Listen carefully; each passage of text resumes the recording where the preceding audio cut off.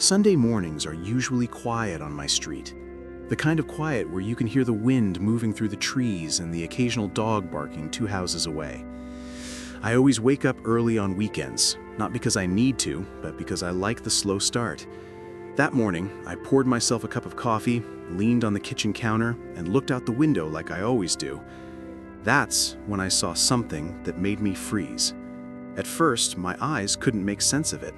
My neighbor, his name is Carl, a man I've never spoken to more than a quick hello, was standing behind his car in his backyard. He was bent over, doing something I couldn't quite understand. I narrowed my eyes, pushed the curtain aside, and leaned closer to the glass.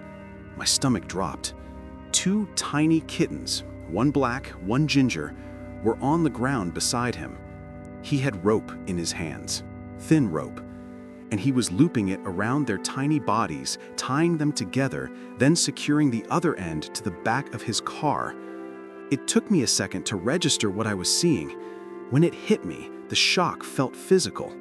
No way, I whispered. My coffee slipped from my hand and hit the sink with a loud clang. I pressed my forehead to the glass. He wasn't just tying them to his car, he was getting inside. He was going to drive.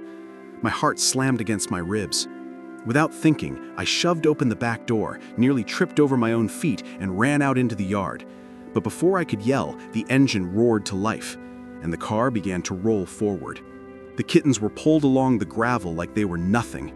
Tiny, helpless, terrified. One of them let out a weak little cry that I swear I still hear sometimes, even now. Hey, stop!" I shouted, sprinting toward the fence. He didn't hear me, or he didn't care. My hands were shaking as I pulled my phone from my pocket and dialed 911. "Please send officers to Maple Drive," I barked. "My neighbor is dragging 2 kittens behind his car. He's harming them. He's dragging them right now. Send someone." The dispatcher asked for details, but I'd already jumped into my own car. "I'll follow him," I said, breathless. "I'm not letting him do this." My hands gripped the steering wheel so tight my knuckles turned white. I started the engine, I backed out, I followed him. He drove slowly at first, like he was testing something. The kittens stumbled behind him, their tiny bodies jostling and scraping on the pavement. I felt sick. I leaned on the horn, hard. The sound ripped through the street. He jerked in the seat, surprised, and finally pulled over onto a quiet side road. I slammed my car into park, jumped out, and strode toward him. I didn't know what I was about to say. I just knew I was furious. No, beyond furious. There was a cold, sharp anger inside me that I'd never felt before. Not like this. Not toward another human being. He stepped out of his car the moment I pulled up behind him.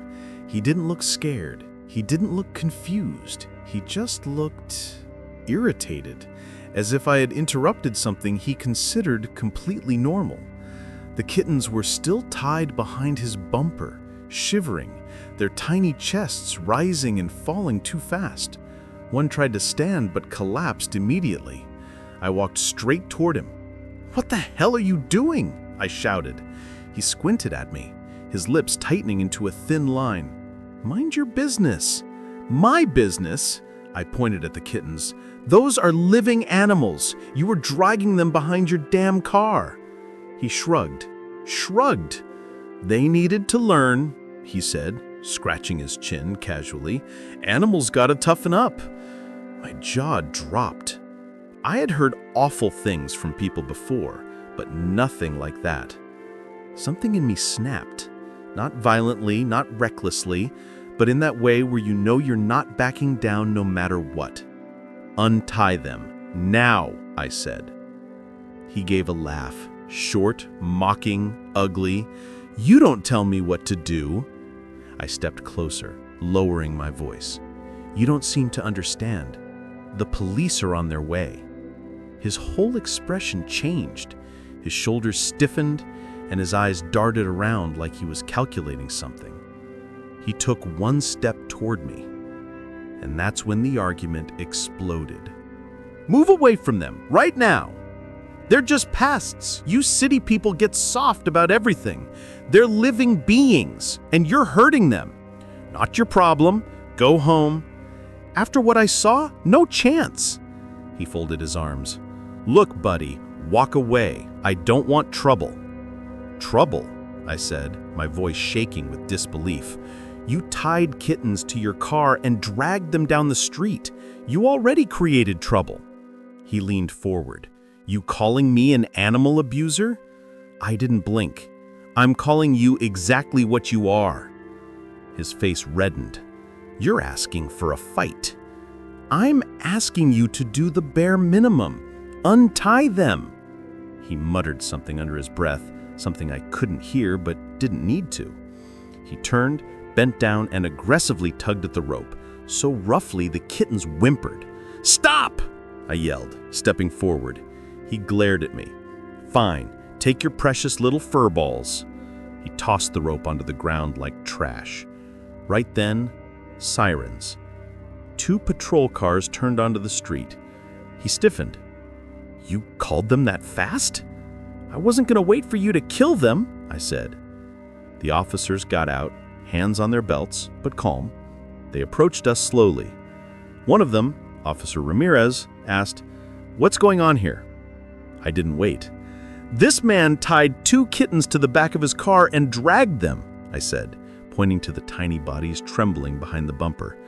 The second officer knelt to look at the kittens, his face tightening instantly. "Jesus." The man threw his hands in the air. "They're just animals. I wasn't hurting them." "Sir," Officer Ramirez said sharply, "you need to step away from the vehicle." "This is ridiculous." "Step away," the officer repeated. When he didn't move, they took his arms, turned him around, and cuffed him.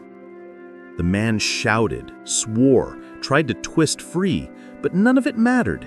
He was going to answer for what he did. I watched silently. I didn't feel satisfaction, just relief. Relief that the kittens were still breathing. As the officers put him in the cruiser, he glared at me through the window. "This is your fault." I stared back. "No, this is your choice." Once the police drove off, I knelt beside them. They were so small, so fragile. Their little bodies trembled when I touched them, but they didn't fight me. It was like they didn't have strength left for fear. "It's okay," I whispered. "You're safe now." I gently lifted both of them into my arms, careful not to pull on the ropes still tangled around their fur. They smelled of dust and pavement and fear. I felt their tiny hearts racing against my hands. I placed them on the passenger seat of my car, turned on the heat, and drove straight to the nearest veterinary clinic. And that is where everything changed. The clinic wasn't far, maybe 12 minutes from where the confrontation happened, but with those 2 little bodies trembling on my passenger seat, every second felt like a lifetime. I kept glancing over, checking to make sure they were still breathing. The ginger one was curled tightly, barely moving except for small, shaky breaths. The black one blinked slowly, eyes half closed, exhausted.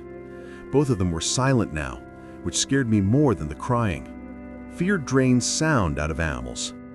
When I pulled into the veterinary clinic and lifted them out of the car, a nurse at the reception desk immediately noticed something was wrong. "What happened?" she asked, rushing toward me. I swallowed. "Someone dragged them behind a car." Her hand flew to her mouth. "Oh my God, okay, bring them straight back. Exam room 2. I followed her through the hallway as she called for the attending veterinarian. I could feel every curious, horrified stare from the staff as they saw the rope marks on the kittens. We laid them on a soft towel on the examination table. The black one let out the weakest little squeak, just one. The ginger one didn't make a sound. "Hey, little guys," the vet mumbled softly as she came in. "Let's take a look at you." She did a quick assessment first, checking their breathing, paws, eyes, skin abrasions. I stood to the side, hands shaking, unable to stop watching their tiny chests rise and fall. After a few minutes, the vet straightened up. "I have good news," she said. I felt my shoulders drop in relief for the first time all day. "They're bruised," he continued, "dehydrated and stressed to the limit. But no fractures, no internal trauma, no torn ligaments. They're lucky, very lucky." Didn't even realize I had been holding my breath. The ginger one raised its head weakly, as if hearing the good news too. "Can they go home?" I asked. The vet nodded. "Yes, they'll need rest, hydration, warmth, and close monitoring. But they're survivors." Survivors? That word hit me harder than anything else. The nurse cleaned the rope marks gently, applied ointment, and wrapped the worst scrapes with tiny bandages. The kittens didn't resist. They were too tired. When she finished, she looked up at me. "Do you know who they belong to?" I didn't even hesitate. "They belong with me," I said. I didn't plan it. The words just came out. And once they were out, they felt right in a way that settled straight into my chest. The nurse smiled. "They're lucky to have found you." "No," I said quietly, watching the ginger one finally relax into the towel. "I think I'm the lucky one." When I carried them out of the clinic, they were bundled in soft blankets. Both were finally asleep, deeply asleep, save for the first time since their nightmare started. I held them against my chest one at a time before placing them gently in the back seat, in a little cardboard carrier the clinic provided. On the drive home, the black one lifted its head just enough to look at me through the holes in the box. Not fearfully, not exactly. More like cautiously hopeful. It broke me a little. When we reached my house, I set up a temporary space in the living room with blankets, warm water bottles, and a small dish of food. They didn't eat right away, but the ginger one sniffed the air like it was trying to understand the idea of safety. For the first time since morning, the world felt still. That evening, Officer Ramirez called me. "Just wanted to let you know, the man you reported is officially in custody. He'll undergo a psychological evaluation, and he's facing charges for animal cruelty." I nodded, even though he couldn't see me. "Thank you, officer." "No," he replied. "Thank you. Those kittens wouldn't be alive without you." I glanced over at them. The black one was already asleep. The ginger one was curled against a warm blanket, tiny paws tucked under its chest. "I couldn't just stand there," I said. "I wish more people were like you," he replied. Then he hung up. I slept on the couch so I could be near them if they cried or needed something. But they didn't cry. They didn't move much either. Just breathed softly, letting their bodies finally rest. Every few minutes, I opened my eyes to check on them. Each time they were still there, alive, healing, safe.